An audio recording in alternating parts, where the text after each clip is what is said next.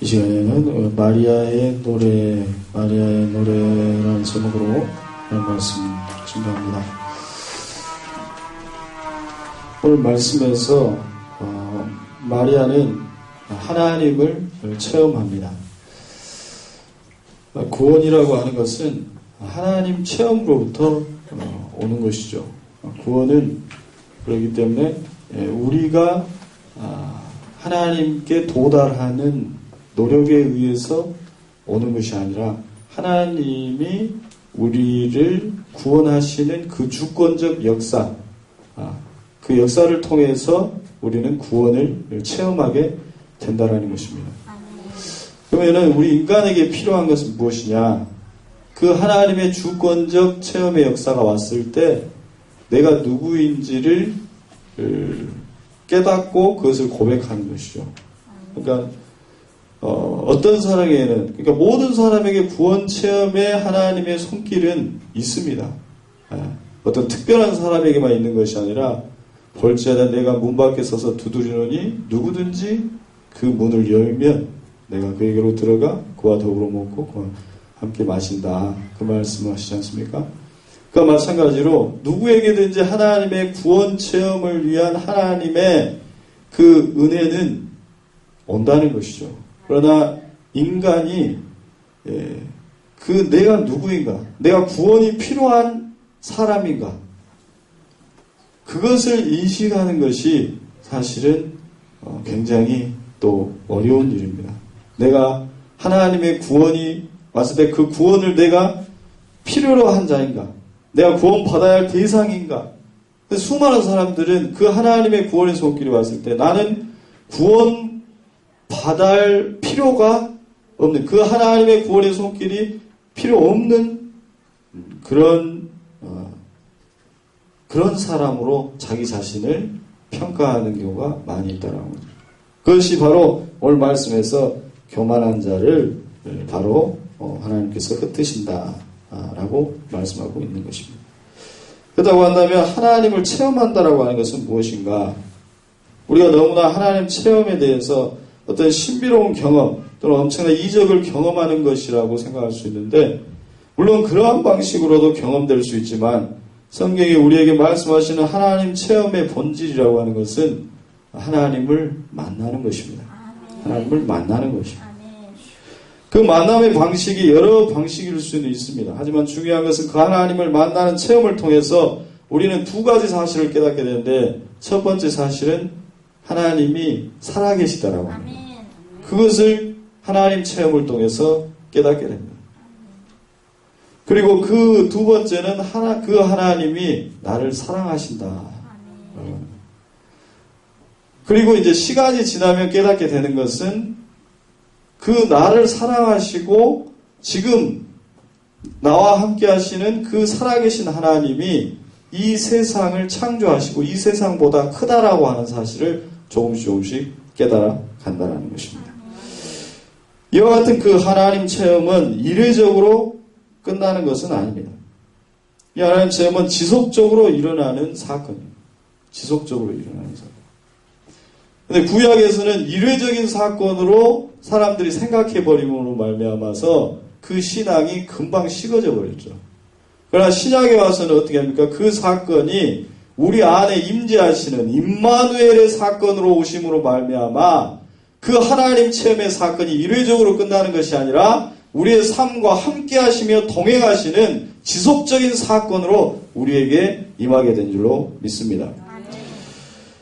저 같은 경우도 어떤 신비 체험을 통해서 하나님 체험을 한 것은 아닙니다. 청년 시절에 금식 기도 가운데 말씀을 이렇게 듣는 가운데 엄두선 목사님이라고 하는, 그때 당시 80세, 지금은 돌아가셨는데 탁발 수도사 목사님이 계셨습니다. 그래서 맨발의 수도사라고 해가지고 늘 이제 그렇게 사신 분이었는데, 그분의 말씀을 듣고 말씀을 듣는 가운데 하나님은 나를 사랑하시는구나, 그것을 인격적으로 만나게 되었고 그 시간들을 통해서 하나님의 말씀을 통해서 치유함을 얻게 되고 많은 눈물을 흘렸고 회개를 하게 되었습니다. 그 경험을, 구원 경험을 지속적으로 제 안에서 그 하나님과의 교통함을 통해서 지속적으로 경험하게 되었죠. 그때 당시의 경험만으로 신앙이 완성되어질 수는 없는 것입니다. 우리가 하나님 체험이라고 하는 것은 그 일회적 사건으로 말미암아서 그 구원 경험으로 우리의 신앙이 완성되는 것이 아니죠. 끊임없이 표대를 향해서 나아가야 되는 것이고 이미 이루었다 함도 아니고 온전히 이룬 것도 아니고 우리는 끊임없이 그 그리스도의 장성한 분량에 이르기까지 한 걸음 한 걸음 주님과의 교통함을 통해서 성령과의 교통함을 통해서 한 걸음 한 걸음 나아가야 되고 그 안에서 성숙되어져 가고 그 안에서 구원이 완성되어 가는 것입니다. 이것을 성경은 구원 사건이라고 말씀하고 있습니다. 그래서 구원은 하나님이 우리를 만나주시는 사건입니다. 오늘 말씀에서 마리아는 천사를 통해서 하나님을 만나게 됩니다.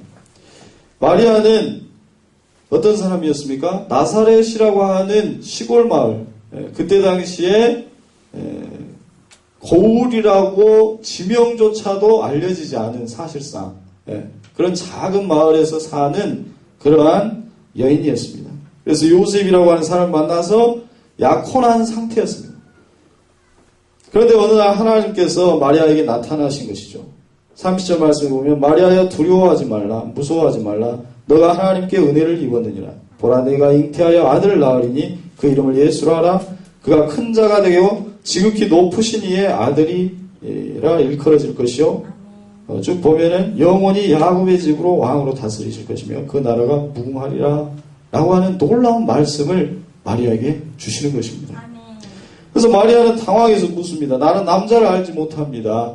아직 약혼을 했지만은 결혼한 상태가 아니기 때문에 유대 사회에서 약혼이라고 하는 것은 혼인을 이제 계약적 증거로 해서 이제 우리와 동일해요. 그래서 이제 약혼을 하지만은 동침을 하지 않습니다. 그래서 그런 상태였어요.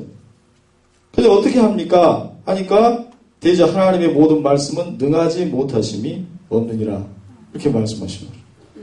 그때 마리아가 내 주님 주의 여종이오니 말씀대로 내게 이루어지니이다 라고 대답을 했던 것입니다. 그때 천사가 떠나가 버립니다. 이것이 바로 마리아의 하나님 체험이었습니다.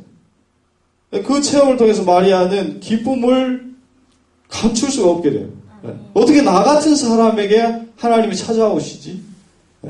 나 같은 비천한 사람에게 하나님은 나를 만나주신 그 놀라운 일 때문에 정말로 그 기쁨을 감출 수가 없었던 것입니다. 마리아는 찬양을 합니다. 오늘 말씀해 보면 내 영혼이 주를 찬양하며 내 심령 가운데 내 영혼이 주를 찬양하며 내 마음이 하나님 내 구주를 기뻐하였음은 그의 여종의 비천함을 돌보셨습니다. 지금 마리아의 상황은 결코 좋은 상황이라고 볼 수가 없습니다. 아이를 잉태하게 되었을 때 마리아는 약혼한 것이 역헌한 사실이 있기 때문에 아마도 파혼이 될 가능성이 굉장히 큰 것이죠. 그래서 실제로 요셉이 마리아에게 어떻게 얘기합니까? 이 일로 인해서 내가 조용히 이 관계를 끊자. 그렇게 얘기를 하게 되죠. 그것만으로 끝나지 않을 것입니다. 약혼한 여인이 임신하게 되었다라고 하는 사실은 중대한 간음죄로 여기고 유대사회에서는 엄벌로 다스리게 되어 있었습니다. 마리아가 그 사실을 몰랐을 리가 만무하다라는 것이죠. 그러나 마리아는 그러한 주위의 시선에 아랑곳하지 않았다라고 하는 것입니다. 왜냐하면 하나님의 천사가 나에게 나타나셨고 그 천사를 통해서 하나님이 나에게 말씀하셨다라고 하는 그 체험이 너무나도 강렬한 것이기 때문에 그 모든 두려움을 사라지게 만들기에 충분했다라고 하는 것입니다. 성도 여러분, 구원의 기쁨이라고 하는 것은 바로 여기에 있는 것입니다. 그분이 살아계시고 나를 사랑하신다라고 하는 그 체험을 하게 되는 것입니다. 만일 마리아가 아닌 다른 어떤 사람이었다고 한다면 이럴 수도 있었습니다. 아니 나는 지금 약혼한 사람이고 결혼 예식도 하지 않았습니다.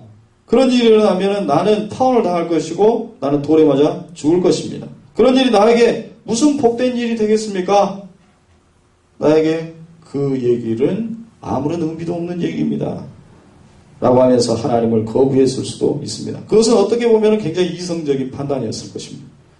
하지만 마리아는 그 하나님 체험을 했을 때 그 정말로 그 하나님의 살아계심이 자기의 온 그 심령을 주장하게 되었고 정말로 하나님께서 비천한 나를 사랑하신다라고 하는 그 경험을 하게 되었던 것입니다.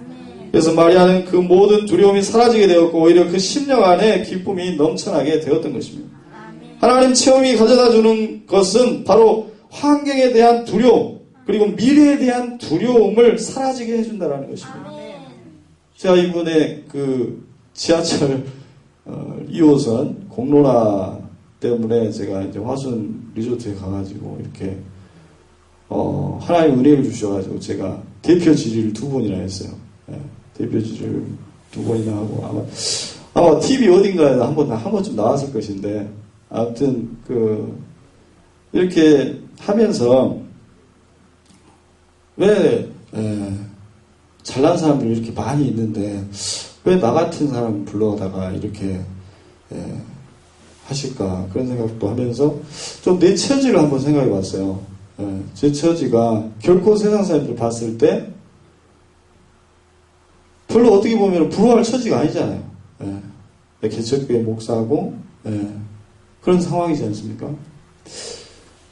어떻게 보면은 생계도 힘들게 연연해 가고 있는 그런 저의 상황 그것을 제가 딱 이렇게 생각하면서 그 밖에 나가서 강가를 이렇게 쫙 바라보고 있는데 하나님께서 그런 마음을 주시더라고요. 그 어떤 이유인지를 모르겠어요. 근데 굉장히 큰 기쁨을 이렇게 허락해 주시는 거예요. 저에게 기쁨을. 그러면서 하신 말씀 뭐였냐면 내가 너와 함께한다. 아멘. 내가 너와 함께한다. 이 함께 하신다라고 하는 그 살아계신 하나님이 나와 함께 하시고 살아계신 하나님이 나를 사랑하신다라고 하는 그 사실만 내게 있다고 하더라도 그 모든 환경에 대해서 내가 연연하지 아니하고 내가 그 하나님을 바라보면서 나아가는데 충분한 것이로구나. 그것이 아주 넘치는 기쁨이로구나. 그것을 제가 깨닫게 되었습니다. 이 마리아에게도 사실은 그 아들이 태어난다라고 잉태한다라고 하는 사실은 결코 세상 사람들의 눈에 보면 기쁜 소식은 아니었습니다. 그러나 내 안에 살아계신 하나님을 온전히 깨닫고 나를 사랑하시는 그 하나님을 온전히 만나게 되었을 때 마리아에 있었던 그 모든 두려움은 사라지게 되었다라고 하는 것입니다. 그것이 바로 구원입니다. 그 하나님 체험은 마리아 안에서 지속적으로 이루어지게 됩니다. 그래서 마리아가 초대교회의 그 사도행전 1장에서 마리아와 그 함께한 자녀들이 이제 사도들과 함께 전혀 기도에 힘쓰는 교회 공동체 하나가 한 몸이 되는 그 순간에 이르기까지 마리아의 여정 속에서 그 신앙에 많은 갈등도 있었어요. 어떨 때는 예수님의 그 활동을 못마땅하게 해서 예수가 미쳤다라고 이야기하기까지도 있어요. 그리고 예수님의 그 십자가 도상 밑에서 모든 것을 쏟아내는 그 아들의 모습을 보면서 울고 있었던 그 말이에요. 그 모든 사건을 통과하고 나서 결국에는 메시아로 고백하게 되고 그리고 교회 공동체의 중요한 기도의 동역자가 되었던 것입니다. 자, 우리에게 있는 신앙의 그 강력한 힘이라고 하는 것은 무엇일까요? 어떤 기도발이 세가지고 또 신비로운 은사가 막 나타나고 그런 것만이 우리의 신앙의 강력한 힘이라고 말할 수는 없습니다.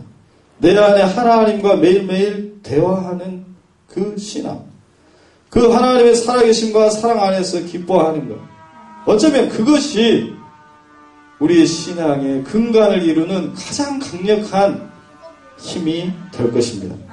우리의 신앙은 내 삶의 문제 해결에 너무나도 조급한 나머지 이 하나님과의 교제의 중요성을 너무나도 쉽게 생각하는 경우가 많이 있습니다. 정말로 하나님이 원하시는 것은 무엇일까요? 매일매일 내 삶의 문제만을 해결해달라고 간구하는 기도를 기뻐하시는가요? 아니면은 하나님과 날마다 대화하며 살아가는 그 신앙을 기뻐하실까요? 하나님, 오늘 기분이 좀 이랬습니다. 하나님, 오늘 말씀에서 하나님이 이런 분으로 나오시네요. 제가 잘 몰랐던 부분이었네요. 저는 하나님을 더욱 알아가기를 소망합니다. 오늘 이런 경험들을 했는데 하나님은 이런 분이셨군요. 그리고 내가 이런 부분을 고치시기를 소망하셨군요. 원하셨군요. 하나님, 오늘 제가 이 사람한테 이런 실수를 했습니다. 내가 더 변해야 되겠죠. 하나님, 저에게 이런 문제가 있습니다. 어떤 방식으로 해결해 나가면 좋을까요? 하나님, 저는 하나님이 이 모든 문제를 통해서 저를 더 성숙시키시고 연단하실 것을 믿습니다. 아멘. 하나님, 저에게 용기를 주십시오. 아멘. 이러한 하나님과 성령님과 늘 교제하면서 대화하면서 살아가는 신앙, 이것을 하나님이 기뻐하시는 걸까요? 여하튼 하나님께서 진정으로 원하시는 것은 우리들과의 교제입니다. 그것을 하나님 가장 원하시는 것입니다. 만일 마리아가 그러한 인격적인 하나님 만나지 못했다면 아마도 아이를 잉태하리라고 하는 주님의 말씀을 복된 소식으로 받아들이지 못했을 것입니다. 하지만 마리아는 나를 만나주신 그 하나님은 나의 소소한 고민을 함께 해결해 주실 나의 삶의 모든 문제와 함께 하시는 하나님. 그래서 그 이름을 임마누엘이라고 말씀해 주셨던 그 하나님을 그는 믿었던 것입니다. 마리아의 원래 이름은 미리암입니다. 미리암은 어디서 나오죠? 네, 그렇죠. 구약의 모세의 누나가 미리암입니다. 미리암의 헬라식 발음이 마리아예요. 그래서 영어로는 메리. 마리아하고 똑같은 이름입니다. 출애굽기 15장 19절에 나오는 미리암의 노래가 있어요. 미리암의 노래. 그 구약 미리암의 노래니까 그 마리아의 노래죠. 근데 유사한 점이 많아요. 출애굽기 15장에 나오는 노래하고 이 신약성에 나오는 마리아의 노래하고 상당히 유사한 점이 많이 있습니다. 성경에서 가장 오래된 노래 중에 하나예요. 그게. 성경의 노래, 가장 오래된 노래 모세의 노래예요. 그 앞에 있는 모세의 노래, 그 다음에 미리암의 노래, 그 다음에 한나의 노래, 이런 노래들이 있어요. 성경은 어디부터 기록이 됐냐면은 이 노래부터 기록이 됩니다. 노래부터. 그래서 출애굽기부터 먼저 기록이 돼요. 모세 오경 중에 가장 나중에 기록된 게 창세기 1장이에요. 창세기 1장이 가장 나중에 기록이 되고 출애굽기가 가장 먼저 기록이 되는데 그 가운데 가장 먼저 기록되는 것이 바로 노래입니다. 노래. 왜냐하면은 그 이스라엘 민족들이 살아갈 때 노래라고 하는 것은 뭐예요? 한 민족의 역사에서도 그렇죠. 역사를 기록할 때 가장 먼저 기록이 뭘까요? 노래입니다. 노래. 축제 때 함께 노래 불렀던 노래. 근데 그 축제 때 노래 불렀던 그 노래의 근간은 무엇일까요?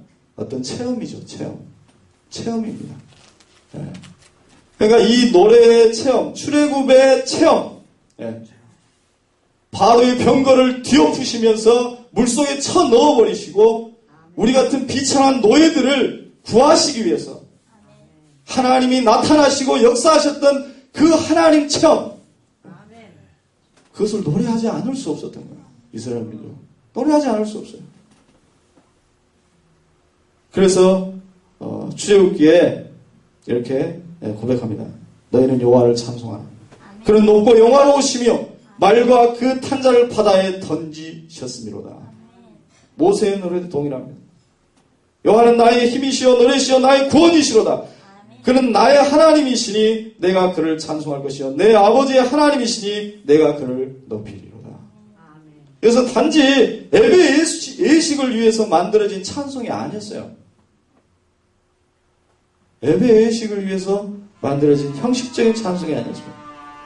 그것은 그들의 삶 속에서 일어난 구원 사건을 경험한 그 구원 삶을 실제로 경험한 사람들의 신앙의 고백이었던 것입니다.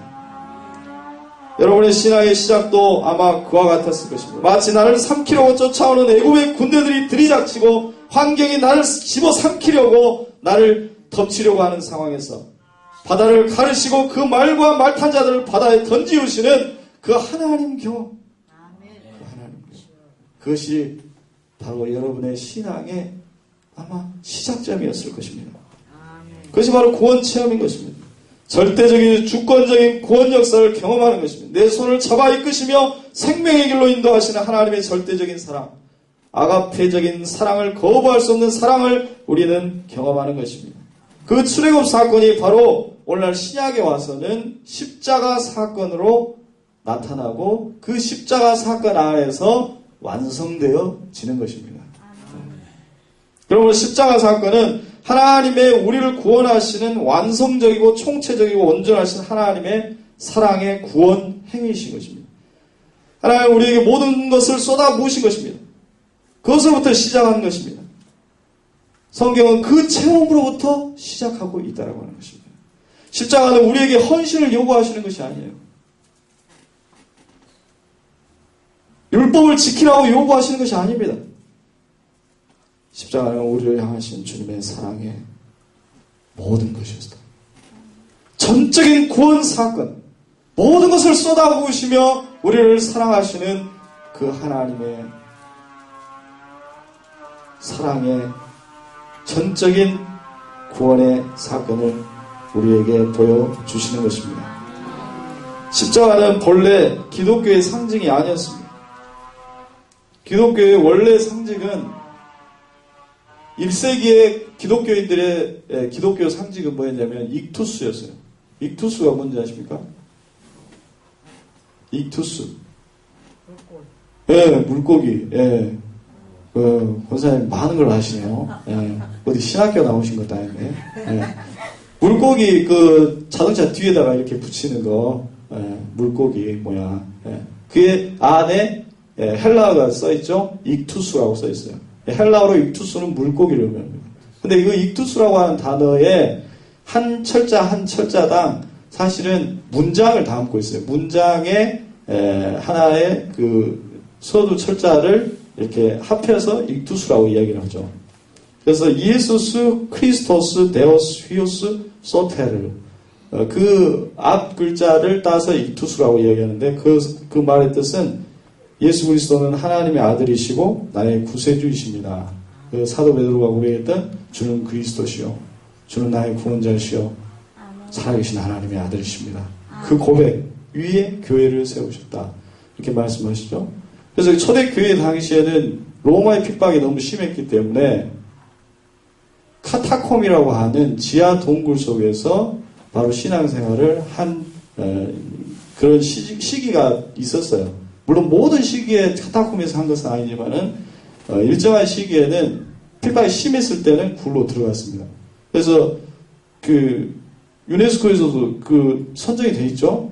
예, 갑바도기아, 터키 갑바도기아를 가면은 그게 있죠. 예. 2만 명에서 4만 명까지 수용할 수 있는 엄청난 굴이죠. 밑에 진짜 지금 다 들어가지 못해요. 아예 공개조차를 할 수가 없습니다. 근데 거기에 들어갈 때 이렇게 암호 같은 비밀 표시 그것이 물고기 표시였고 그 물고기 그림을 그리면 이제 공동체 안으로 들어갈 수 있었던 것입니다. 그런데 그래서 1세기 기독교인들에게는 그 십자가라고 하는 것은 뭐였냐면 저주와 공포, 두려움 그 자체였어요. 왜냐하면 자기 아버지가 십자가에 달리는 경우도 많았고 자기 어머니가 십자가에 달리는 경우도 있었고 자기 친척이, 자기 동생이 십자가에 달리는 경우가 빈번했습니다. 그래서 그 상징을 두고 바라볼 수조차 없었던 거예요. 네, 바라볼 수조차 없었어요. 그래서 그 십자가 처형이라고 하는 것이 이제 사라져가는 5세기쯤 되었을 때 교회는 십자가를 교회의 상징물로 나타내기 시작합니다. 지금은 십자가를 바라볼 때 우리는 그저 교회의 상징물로만 생각하는 경우가 많습니다. 하지만 십자가는 진정으로 하나님께서 우리를 구원하시기 위해서 모든 것을 쏟으신 그 사랑의 결정적인 표현이었고 사랑의 사건이었던 것입니다. 그 사랑의 구원 사건을 통해서 우리의 신앙은 출발하는 것입니다. 그것으로부터 출발하는 거죠. 그 사랑 경험, 그 사랑 체험으로부터 그 하나님 만남으로부터 우리의 신앙은 출발하는 것입니다. 그래서 율법의 요구를 지키는 것은 우리의 어떤 의무적 행위로 그것을 지키려고 하는 것이 아니라 우리의 사랑의 발로, 자발적인 우리의 사랑의 발로로 하나님의 말씀을 따르려고 하는 것이고, 하나님의 말씀을 따르고 싶어서 내가 견딜 수 없기 때문에 주님의 음성을 듣고 주님의 길을 따라가는 것입니다. 미리암의 노래는 이스라엘 공동체를 구원하신 하나님의 구원 역사를 노래했다고 한다면, 마리아의 노래는 조금 다른 게 있습니다. 오늘 말씀해 보면 마리아의 노래는 내 영혼이 주를 찬양하며 내 마음이 하나님 내 구주를, 끊임없이 나의 영혼, 나의 마음이 나의 구주를 기뻐하고 있다라고 1인칭적으로 고백하고 있다라고 하는 것입니다. 우리는 하나님, 구원하신 하나님을 바라봅니다. 그런데 나의 구원 체험 없이 공동체적 구원 체험은 의미가 없고 힘이 없다라고 하는 것입니다. 그것을 이스라엘은 뼈저리게 느낀 거예요. 뼈저리게. 내가 주님을 만나고 내가 주님의 사랑을 체험하고 내가 내 삶 속에서 그 사랑의 전적인 고백을 하게 되어질 때 그것이야말로 참된 구원 체험이라고 고백하고 있는 것입니다. 그 구원 사건은 거창하고 신비롭고 엄청난 사건으로만 다가오는 것은 아닙니다.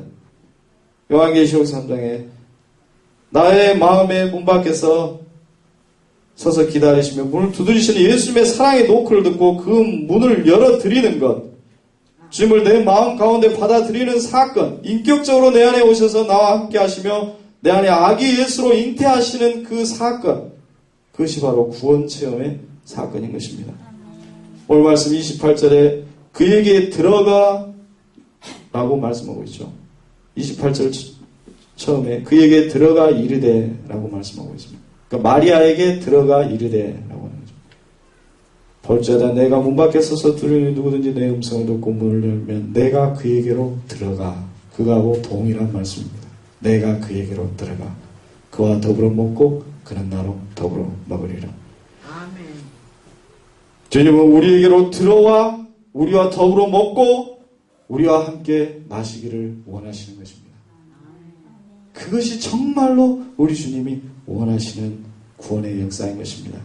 그 인격적인 교제 안에서 구원의 기쁨과 인생의 놀라운 기쁨이 있는 것입니다. 그 주님의 구원을 날마다 우리가 체험하며 그 주님과 동행하며 살아가시는 저와 여러분이 될 수 있기를 주님의 이름으로 축원합니다. 기도하겠습니다. 하나님 감사합니다. 우리에게 들어오셔서 우리와 함께 해주시고 우리를 구원하여 주시니 감사를 드립니다. 하나님 때때로 우리의 삶의 현실에 찌들려서 하나님과의 교제함을 잃어버리고 우리의 삶의 문제만 바라보며 그 문제를 해결하는 데만 급급했던 우리의 모습을 보게 됩니다. 하나님께서는 우리와 대화하기를 원하시고 우리 안에서 함께 더불어 먹고 마시기를 원하신다고 오늘 말씀하십니다. 하나님, 우리가 세상 사람들과 같이 하나님을 문제 해결을 위한 자판기로만 여기지 말게 하시고 나의 인생에 함께 하시는 하나님, 인격적이시고 살아계시고 나를 사랑하시는 그 하나님으로, 내 동반자로, 내 스승으로, 내 친구로, 내 연인으로 여기며 살아갈 수 있도록 주님 은혜를 베풀어 주옵소서. 주님은 살아계신 줄 믿습니다. 주님은 우리 각 사람을 진심으로 사랑하신 줄 믿습니다. 그 믿음 안에서 두려움 없이 앞으로 나아가게 하시고 주님의 사랑 안에서 모든 것을 참으며 모든 것을 믿으며 모든 것을 바라며 모든 것을 견디며 나아가는 사랑의 신앙을 갖게 하여 주시옵소서. 하나님 아버지, 우리 고백에 속한 성도들 주님께서 더욱더 함께하여 주시고 주님 은혜를 베풀어 주시기를 소망합니다. 육신의 연약함이 있는 성도님 있으니까 주님께서 어루만져 주시고 하나님 아버지, 그 고통을 통하여서 주님을 더 깊이 만날 수 있도록 주님 은혜를 베풀어 주시고 치유의 역사를 허락하여 주시옵소서. 우리 고3 우리 중요한 시험을 앞둔 자녀들이 있습니다. 주님께서 그 마음 가운데 들어가 좌정하여 주시고 하나님 평안을 허락하여 주시고 믿음을 주시고 지혜를 허락하여 주셔서 하나님을 신뢰하는 가운데 평안 가운데 시험을 잘 치를 수 있도록 주님 축복하시고 인도하여 주시옵소서. 하나님께서 온전히 복 주시고 하나님 우리와 함께 하시고 통행하실 줄 믿사옵고 감사드리며 예수 그리스도의 이름으로 기도드리옵나이다.